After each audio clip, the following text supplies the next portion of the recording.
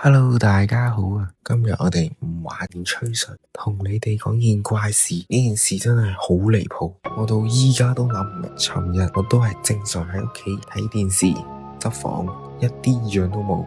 但係到我準備瞓覺嘅時候，突然發現屋企有嘢好奇怪。我以為自己睇錯咗，再三確認之後，真係唔對路，搞到我成晚瞓唔好。今日仲拍片同你講下奇怪事，要你哋幫我分析一下。我間房嘅窗台，尤其下晝開始有啲奇怪嘅狀況，唔係風聲，係肉眼見得到嘅，有啲唔同。我今朝起身望下，發現乾乾淨淨，乜嘢都冇。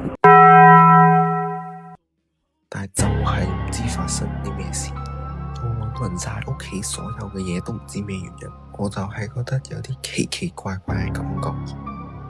我諗咗成晚都諗唔到咩原因。喂，點解突然之間咁奇怪？唔理啊，應該係壞壞地。繼續講埋先。其實呢塊玻璃